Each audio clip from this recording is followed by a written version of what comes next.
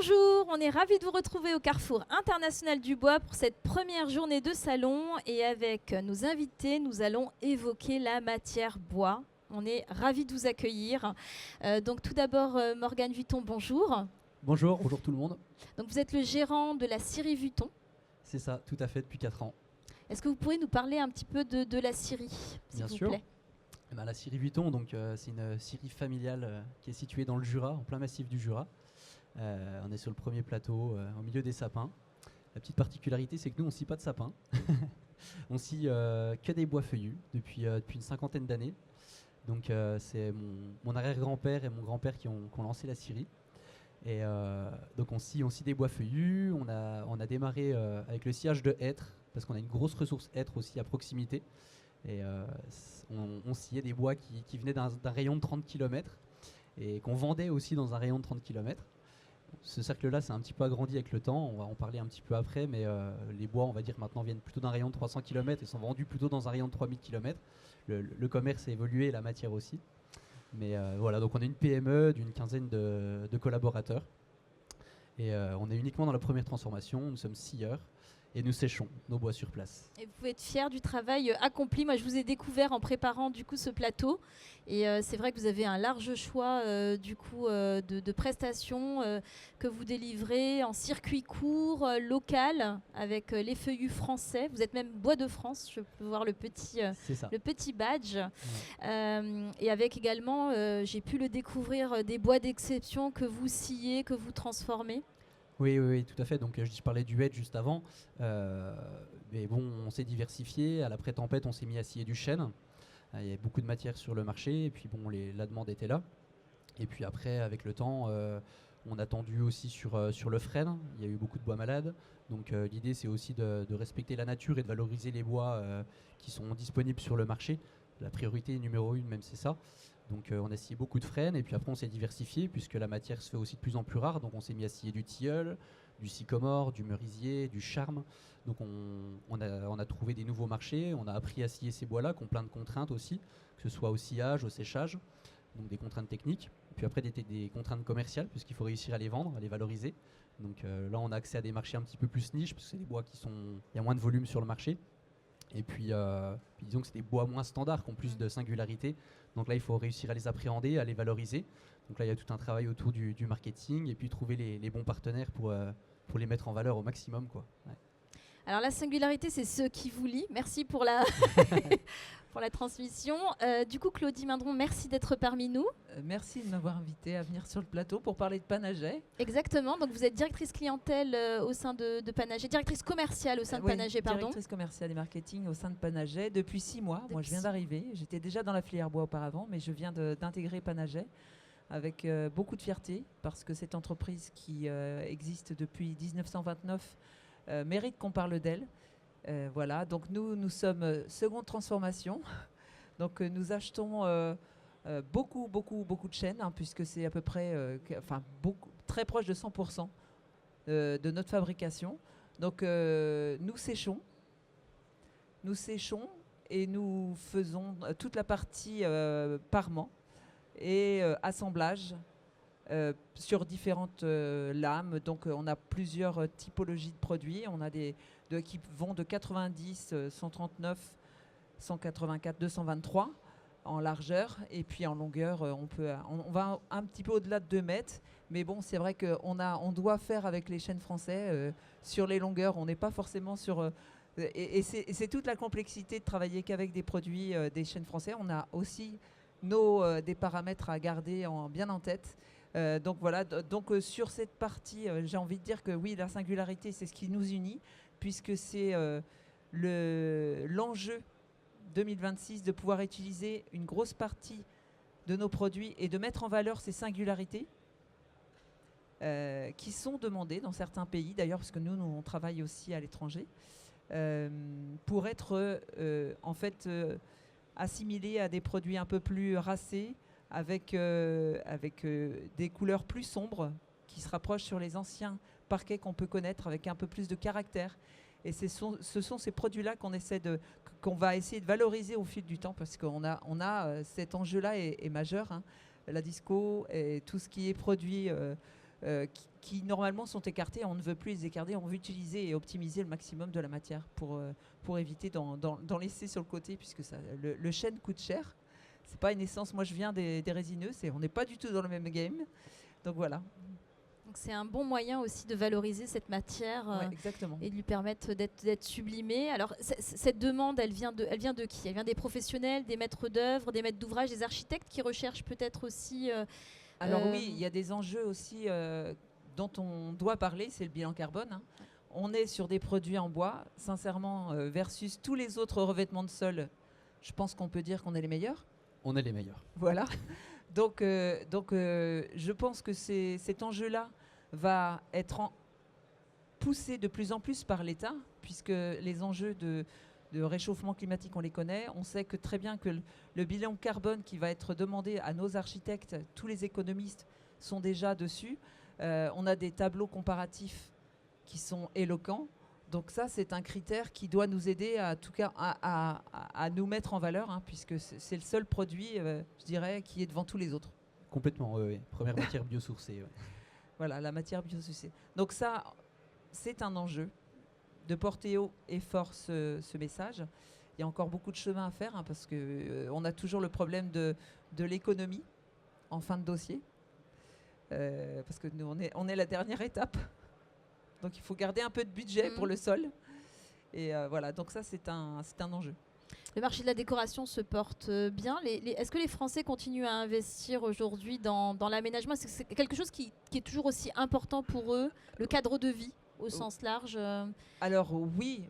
Et quand on parle d'architectes, nous c'est plus les architectes d'intérieur, puisque les architectes d'intérieur s'adressent plutôt à des clients qui vont vouloir faire de la rénovation, qui ont un peu de pouvoir d'achat, parce que les primo-accédants vont avoir du mal à mettre un chêne français dans leur première maison.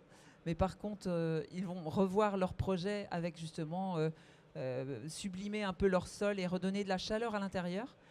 La céramique reste toujours le premier revêtement de sol que la France propose à ses clients.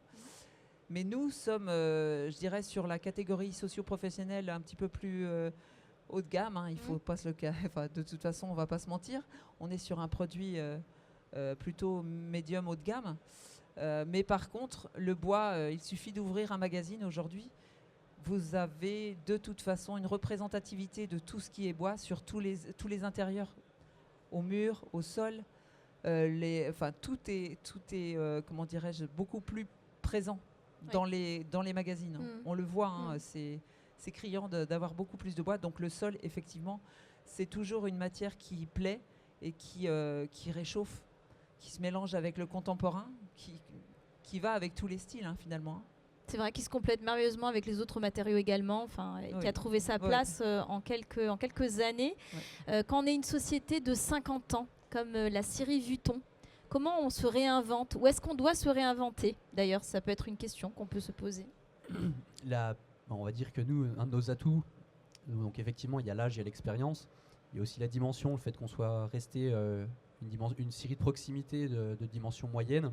Ça nous permet aussi d'avoir une certaine flexibilité, donc de pouvoir évoluer très rapidement dans le choix des produits qu'on peut proposer et de faire du sur-mesure. Donc ça nous permet aussi d'accéder à certains marchés avec des architectes un petit peu plus ponctuels.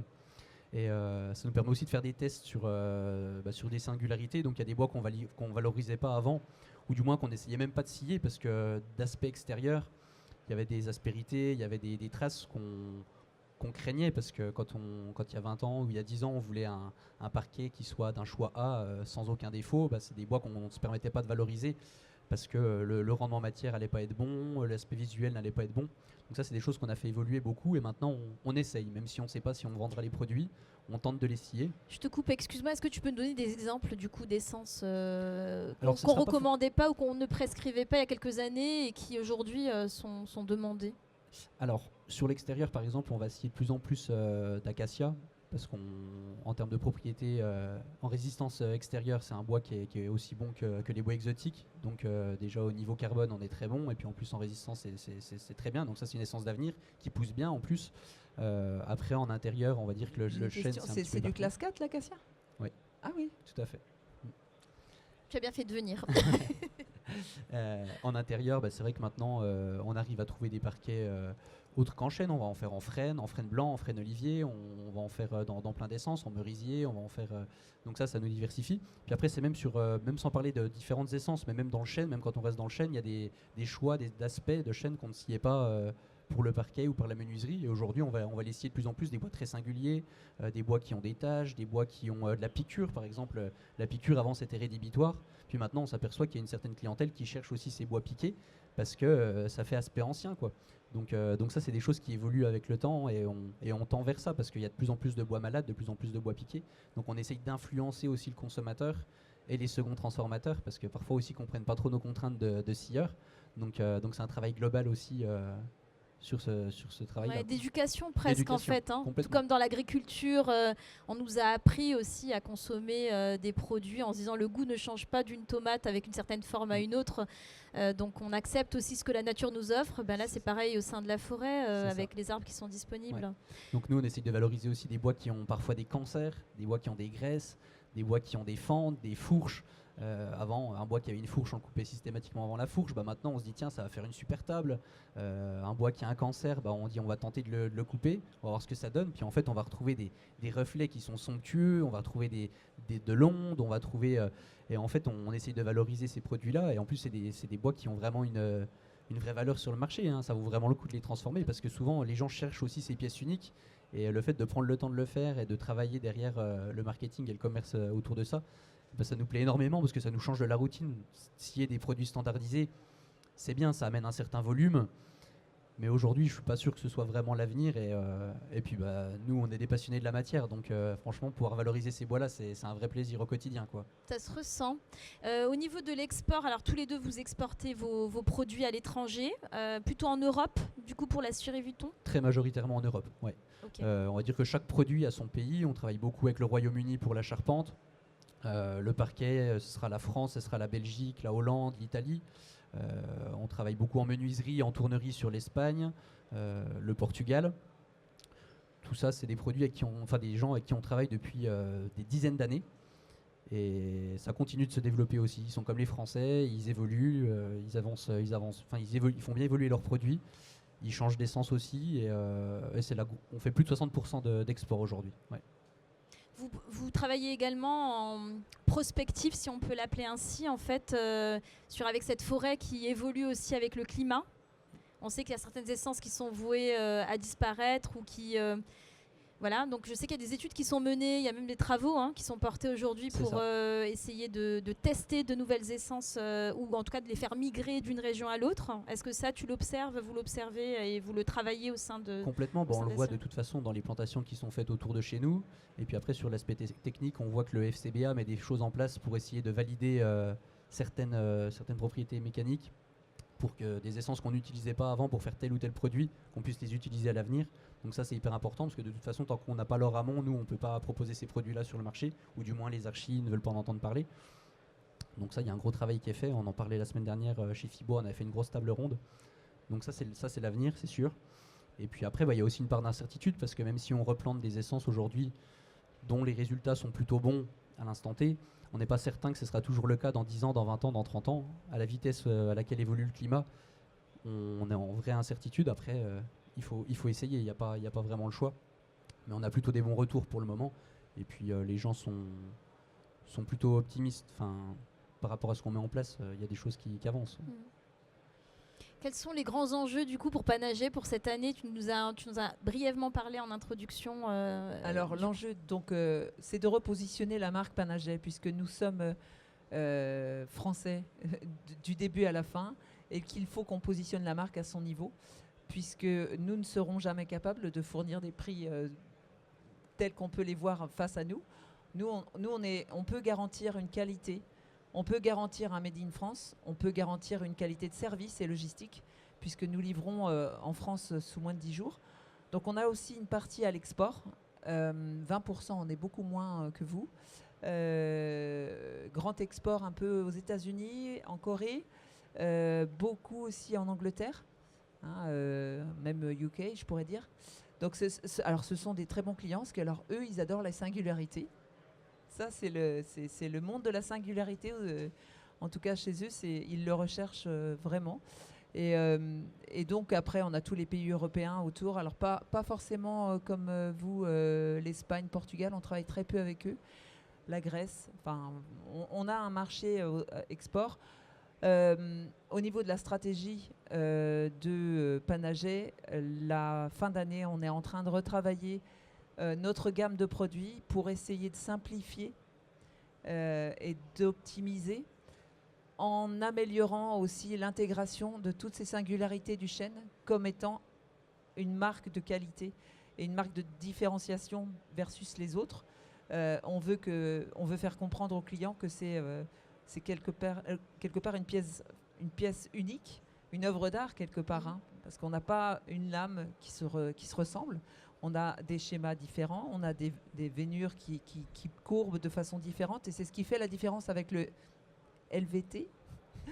Donc, je veux dire, on essaie de valoriser la matière, valoriser aussi la compétence de nos personnes qui travaillent chez nous depuis très longtemps, parce que ce sont je ne sais pas si ça nécessite la même compétence, mais au niveau de la scierie, enfin, nous, on a très peur parfois quand on a une baisse d'activité, se dire si on laisse partir un mec, on peut pas, ou une femme, on peut difficilement retrouver le même homme ou la même femme pour faire